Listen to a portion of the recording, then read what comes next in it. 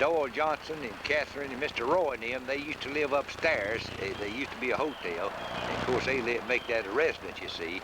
All right, you had Hyman's all there. Then you had Johnson, Roy Johnson had a place there. And old man Tom Webb, he used to be Tom Webb Hardware company down there about where Weathers is. Then on the corner building down there was a dry goods store, was run by P.L. Cowan and Son. In other words, Mr. Lawrence Cowan and his son run that there, Ernest. In other words, Ernest and his daddy, they ran a dry goods store there for years and years, and at one time Emerson Huff. It used to be Cowan and Huff in there, and it used to be P.L. Cowan and Son, and it was Cowan and Huff. And of course, Ernest Cowan retired, and that's Dr. Ezra bought that building way back in the 30s, you see. And after Ernest retired, it's just been one tenant in there right after another, yeah. That used to be Williams Drugstore right here. You know, where Sykes and Davis is, of course, Dr. Williams, he practiced in the back there.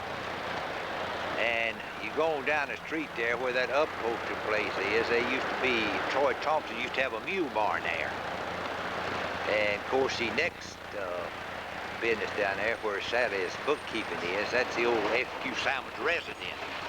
He lived there. His funeral home was across the street. And of course, then you get to the Baptist church. That's where the News Herald was for years and years, until J.D. Hawthorne bought that building and told Marvin Allison, you know, he wanted it for a dry cleaner. And old man B.M. Christian and Vic Haygood, they used to run the News Herald. And of course, the next place there is the old Salmon Funeral Home, which operated there for years and years. All right, down there where the Sosby Auto Supply is, that used to be Tom Tanner used to live there. There's a kind of about a 5-room frame house, and his wife, she ran a kind of florist. She sold flowers. And R.E. Whitlock bought that, and he sold that to Colonial Store. That building where Sosby was built by Colonial Stores. And Colonial Stores operated that thing, coming there about 1958, and stayed there for many years. Okay, and what about down a little further beyond there? Well, beyond that, you know, is the back of the old jail. You know, the jail, they had that's where they used to keep their cows and stuff, you know, where the fire department is now. That's the old jail. And the jail owned all the way through, you see. That was part of the jail property. Of course, where Lillian's beauty shop is, that used to be a vacant lot. And of course, they built the house there, you know.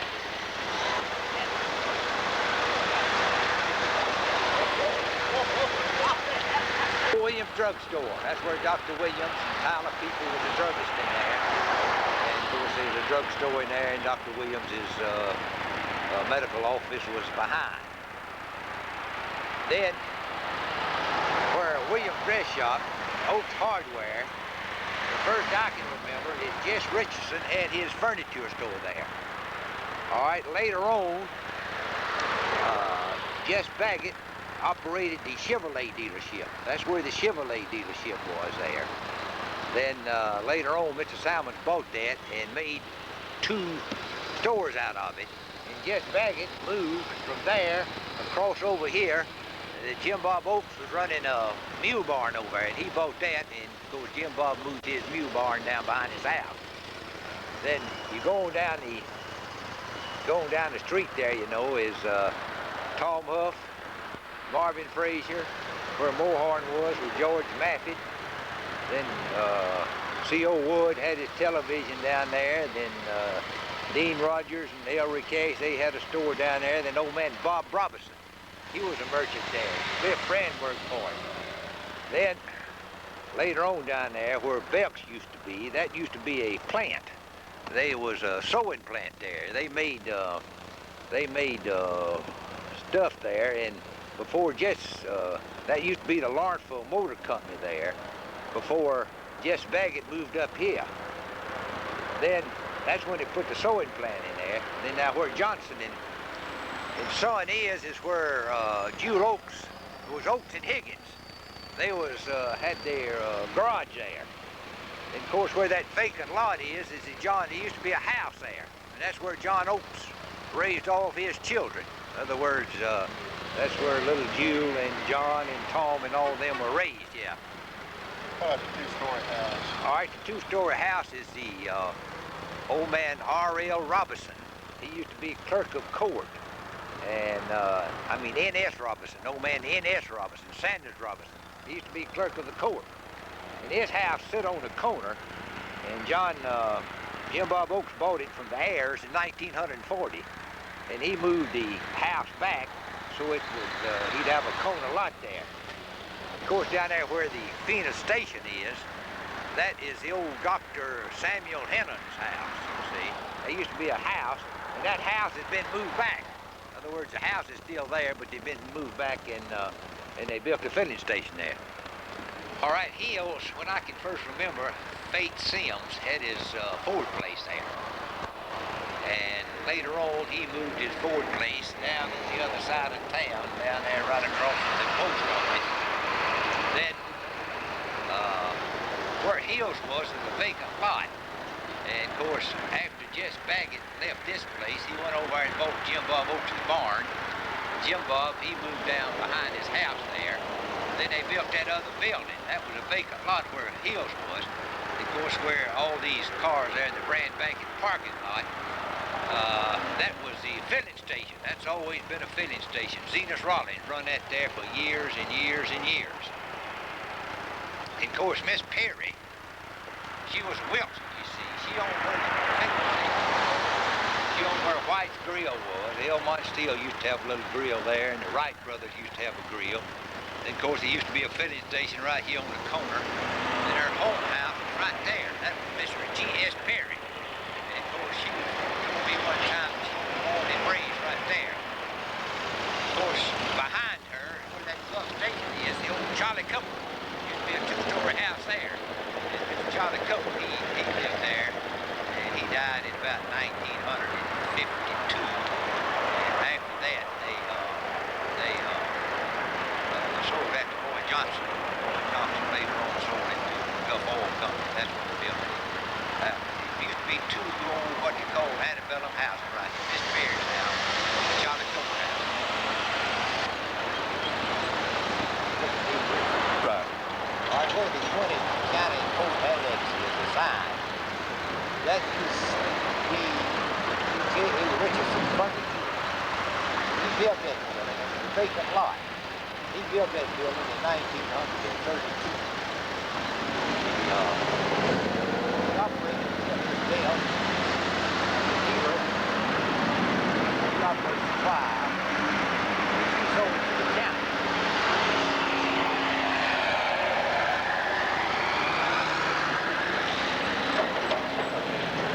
Next.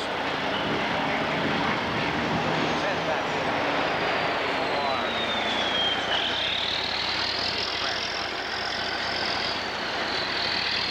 What we're looking at behind there is the old Presbyterian Church. The Presbyterian Church used to be up in House Hill.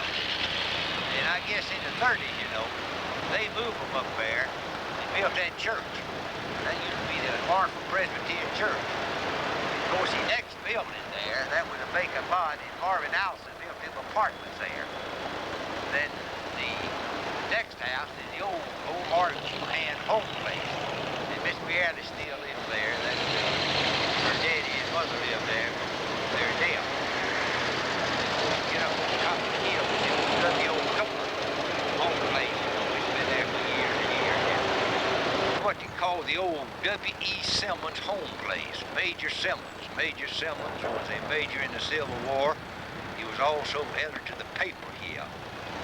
He died in 1933. And after that, Dr. Izzard bought that house, and Dr. Izzard at one time lived there. And of course, it still remains in the Izzard home. I mean, the Izzard family, yeah. Go on down. All right, the next house is what they call a Dan Bird house. And it was the Dan Bird, he worked in the paper, and he was old man Joe Bird's son, and later on he moved to Atlanta. And of course, one time Mr. Kid Alford's mother lived there. And of course, the next house down there is where Sam Martin lived. Sam Martin lived there for many years, and I think he died in that house. And the next house, it used to be the old Mackin house, because it's torn down in the pawn shop right down here. Built in the early 1920s. And of course, the next door to that church there it used to be the Parsonage.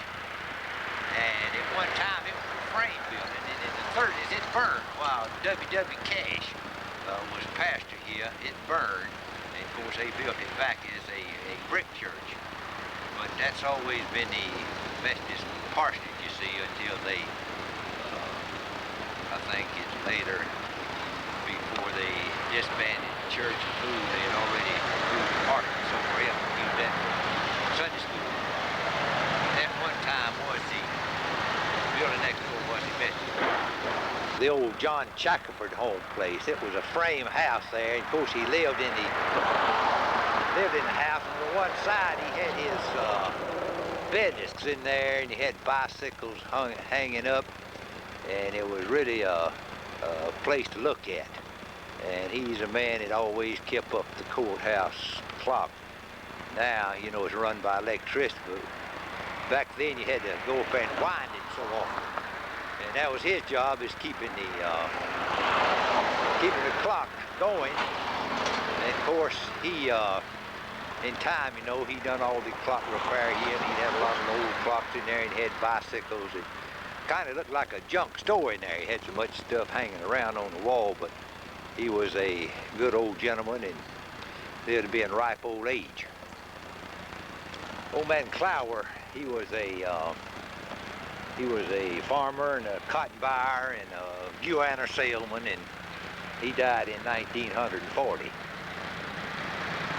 And his wife was a Mitchell, and she was Dr. Mitchell's daughter. And her and Miss Ernest Craig were sisters in. What about the one next to it?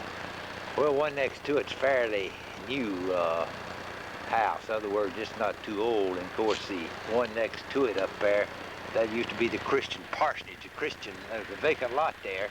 But back when I was going to school, I don't know who owned it, but that was where Professor Williams lived. A lot of school teachers lived there because the schoolhouse was right up the street there. Of course, that house right next to it, that used to be the Christian Parsonage. They built that in about 1950 for the pastor, Mason around here. And he lived there for many years. That's called the old Jack Poe home place here. I can shoot both ways over there. Yeah. I gotta be sure to get the seminary. Right. Gosh, there's a lot of territory to cover.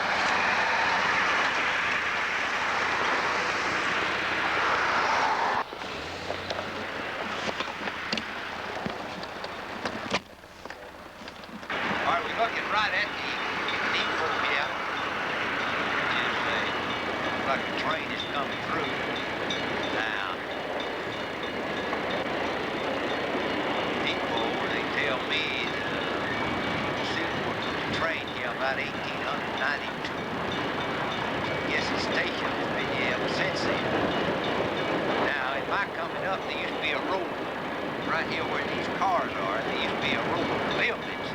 When Garner had a store there, and Duncan and Burris had a store there. Of course, right along here, this road right here had been cut through, and houses all the way down, about where that road is. And see, we've been here for years. We want to go on out yonder. The end of this road is where Mr. Will Simons had his lumber yard, where he had his coal yard, and where he had his corn mill. And that's right at the end of this street. Of course, this here Bourne Street, it was cut through here in 1960 when it had the urban renewal. And right along here was just a row of houses, small houses, kind of substandard houses people lived in. the biggest thing right here is everybody had to come right here to get the ice and the coal and the lumber and the cornmeal. And then there used to be an ice plant out there about where that trailer is. All right, old man Salmons had an ice plant, he had a cornmeal, and he had a lumber yard out there. And that's where you got your ice and your coal and your meal. I think I can get it. This is the old cemetery. This is the old cemetery. Now, what the old timers around here tell me that it used to be it was started as a church cemetery. But some of the, like Mr. Spence is buried here, and the Hutchins is buried here. Of course, the Malby, you know, man that founded Lawrenceville, he's supposed to be buried here, and the Terrells is buried here. And I think maybe Mr. Corbin, Miss Corbin was probably the last funeral I can remember of anybody being buried here. What year? She died in about 1974. That's the last funeral I know that's been here, and her grave is right up there at Will Hill. And I think that Bill Hutchins, he was buried here in 1944. I guess the last 40 years, there's just been 2 people buried over here, maybe 3, Mr. and Mrs. Corbin and Bill Hutchins. And that's the only people I can ever remember knowing, you know, personally, that was buried here. Mr. and Mrs. Honor Corbin and Bill Hutchins here. That is part of the old Lawrenceville Cemetery. We're at Shadow Lawn Cemetery now. We at Shadow Lawn. Now, all this part right here belongs to the city. I mean, it did belong to the city. This is the old Shadow Lawn. All right, now let's turn around here. Just. Don't get down there yet. All right, now this, up into that next street, that's part of the old Shadow Lawn. After you cross that street there, and Grady Holt told me one time that he's buried on that corner lot as you pass that street up there. And that was Judge Webb. He said that his wife died, and he had to go to Judge Webb, and Judge Webb moved his fence back so that he could have a grave. All right, from that street up there, Grady Holt, on up to Jackson Street, is what they call the Webb property. Judge Webb owned that, you see, and his house was sitting up on the corner there.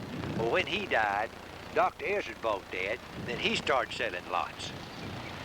But the city never had anything to do with on past that street up there. All right, then later on this, from that street on down there, Rockmore sold lots. In other words, the city, if you wanted to buy a lot, you bought it from the Rockmores.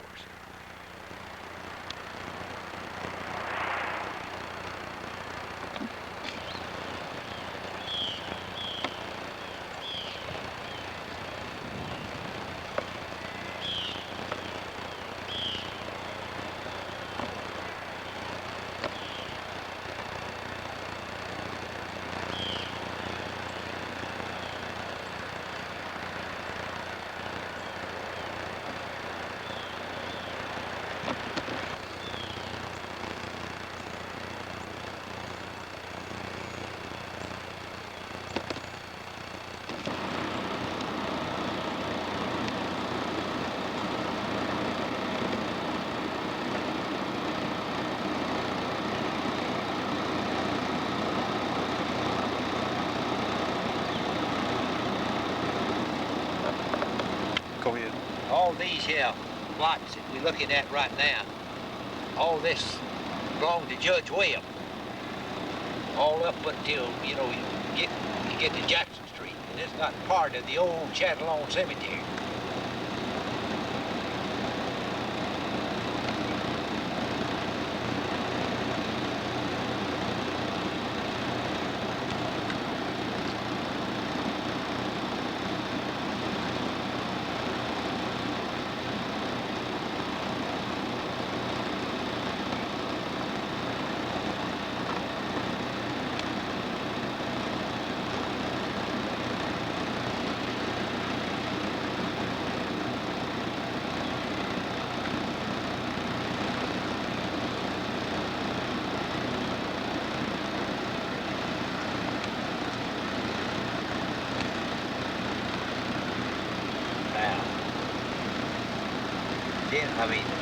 Junior. Old man Charles H. Brand, you know, he was born down here about Loganville. Then he moved to Athens. And he was judge at Superior Court of the Western Circuit. Then he went on to Congress. And he died in 1933. Of course, they buried him back here, you know, they brought him back here and buried him. But put on back, you can see what all he was. Back your car up here a little. Let me get out and get...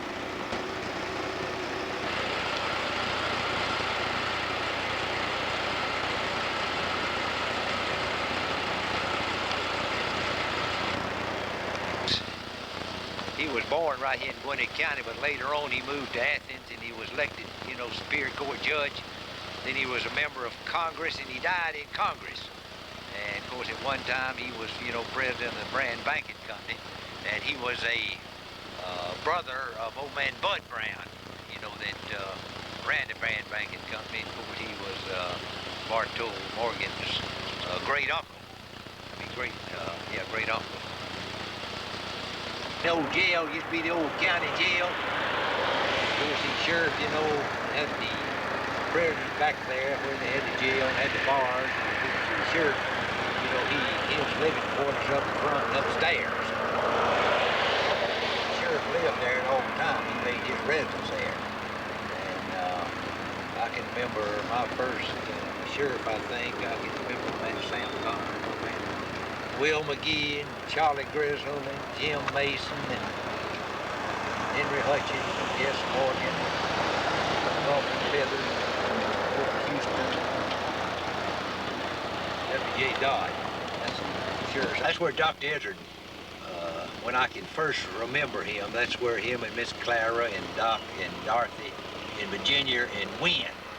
He had a boy, Wynn, that was killed in 1935. Miss Clara and Dorothy in Virginia, they lived there until they built the house over in Forest Hill. There, that belonged to Simmons. Dr. R.R. Roberts. He built that in 1937 and started him a clinic there. He built that house, you see. And the old frame house is sitting there. They turned it around, and now it's facing the other street.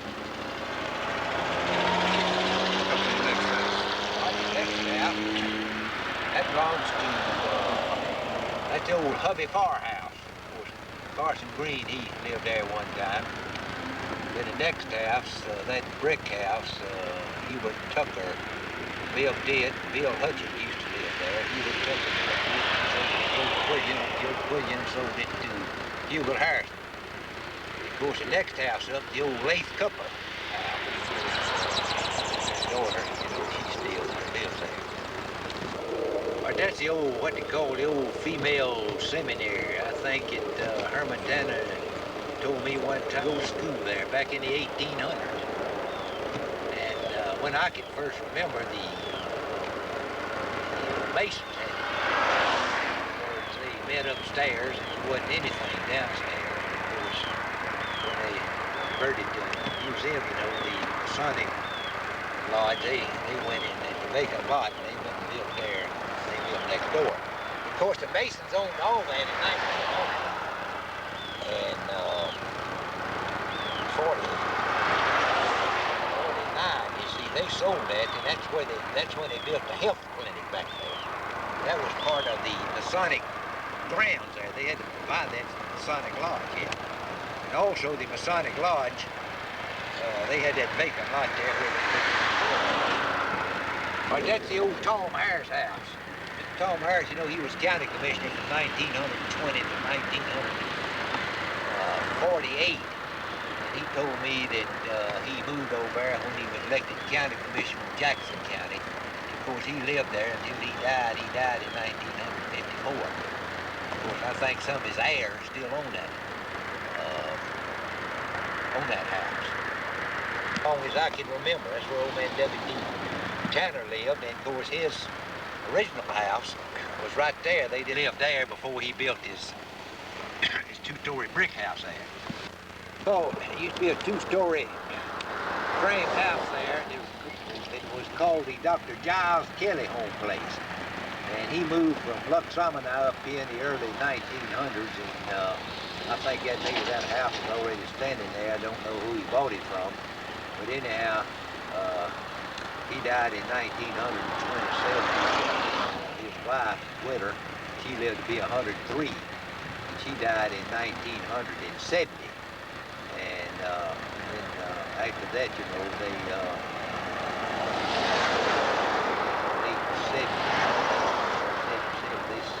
sold that to Gwyneth Federal, you know, and Gwyneth Federal tore the old house down. Wages house. Old man Wages moved from Harbin's in 1918 and built a house right there. All right, then the next house, gone too. All right, then this is a Jim Young house. Old man Jim Young lived there, and had a boy named Paul. All right, old man Ike Juhan. That's old man Ike Juhan's old house. All right, right here, this has always been a tenant house. It belonged to the Simmons. And it's always been a tenant house. Okay, now right here was the John Garner house. That's the old John Garner house.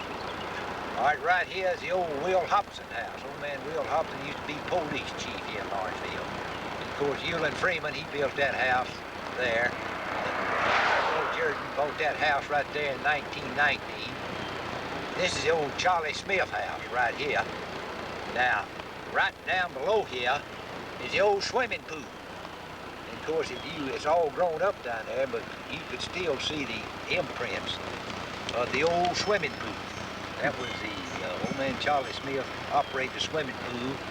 And it's right there. If you went down there, you could still see the prints where the old swimming pool used to be.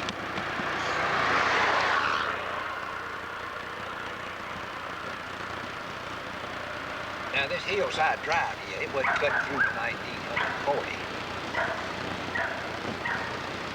And of course there's apartments.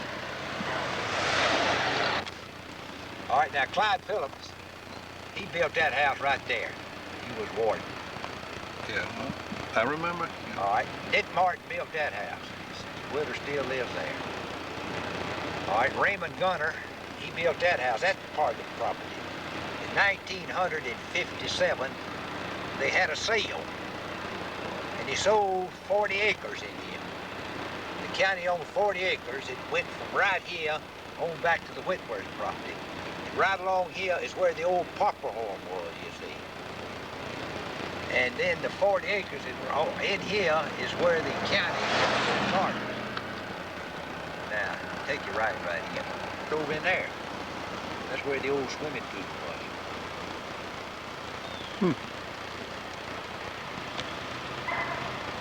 All right, all this was vacant. The county tended there. In other words, they had their garden and the home and stuff like that. All this was vacant. Clyde Phillips and old man Corley, they bought this from the county and they made this hillside drive right just around the county. Where the old hospital is. The hospital was built in 1959. And it was the site of the old Gwinnett County prison complex. Back then we called it convict camps. Right there is where the convict prison camp of Gwinnett County stood. And then of course they moved it up on High Hope Road in 1959. And I can first remember, you know, the fair. That's where the Gwinnett County Fair Association, they'd meet there about every October, you know. And this is President Central Gwinnett High. That's President Central Gwinnett. The old Craig home place, a big old two-story house that sits there, and after Mr. Craig died, Fred Craig sold it to the Methodist Church. Of course, they tore the old frame house down. There was a tenant house, and of course it went too, yeah. It burned, and Miss Mamie Brand burned up in it, you see. Then after that, Bob Stevens built that house and never did live in it, and he sold it to Dr. Sims. Then, after that house burned, they built Miss Brand a house down here. And later on, she sold that to Dr. Kelly. It was in 31. That's the Bedford-Patterson house there. That's the old Dr. Nicholson house. He built that there. He lived there. That's the old Brown house. That's where Miss Annie Brown's daddy used to live right there. He built that house. He built both houses. Troy Thompson did. And he ran the theater. He ran the theater. Actually, Thompson What happened where I went to school was this first building up here. It burned in 1945. And in the 30s, the WPA built this school right here, you see. All right? Oh, yeah. All right, and before that was the Presbyterian church. There used to be a church right where you look. The old Presbyterian church, you see. Then the old, that is not the site of the old Lawrenceville school. It burned in 1945. All right, the year that I was a senior, they built what they call the grammar school there. But when I was going to school, they just had one building right here, the old Lawrenceville school, you see. It had 11 grades. Behind it was a gym. Right down there, it's a water tank, and an old water tank, and the Presbyterian church. So the year I graduated, they tore the old church down and built a gym. And this is the old Lawrenceville High School. That's the old Lawrenceville High School, just one building. This is the one that burned in 1945. Yeah. Well, they tell me what happened. People from Winnie County, they went to Columbus or some kind of Indian uprising down there. And they went down there and fought. And they actually died. Back in here to that's where the house right there. And It's presently. it's gone, and right there is where Julo, he used to live there for many, many years. And of course, this was the old Patterson big house right here. Right along in here. Right here where the Country Cafe is, the old Holland house. That's where Jack Holland lived. Ernest Settles. There was a Craig house there. And Dr. Edmonds lived down there. Tom Huff lived right here where this old house is. Then right here is the old Cowan house, where the television thing is. Then you come on down here and the old Jackson house. It was here. Then you did come on down. Right here on the corner is where John Langley lived. John Langley owned all this land where these buildings are built, where these office complexes are built. That's where they got Langley Drive out. John Langley, you see. Then you go on down here. Langley's house. Lena Jones' house. And on down, we get vacant land, you see, this house is built. We might call it. The old road used to go down through yonder. It used not be no bridge. You had to cross a railroad. About 1938, put the bridge in, so you wouldn't have to go across the railroad. Then after you got across the railroad, it was outside the city limits. Where the city limits stopped outside the both sides of this road here was just farmland. See, Parsonage owned all that land in there. Cotton, corn, all those things. Those man Moses back over in Jonesboro, Bartley,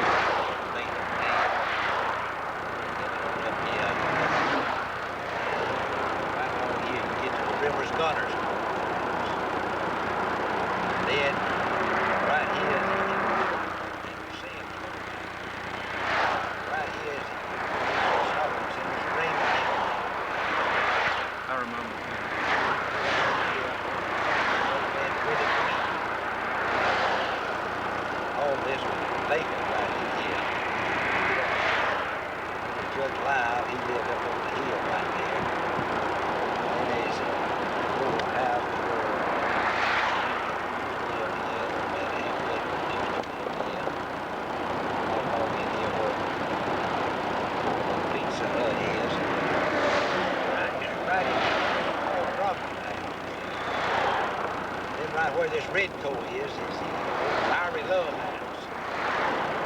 All right, then this here brick house here, that's Jess Richardson, old man Jess Richardson lived there. Then the old Ewing house here, old King Bill house. All right, this vacant lot here is the old Judge Oates' house.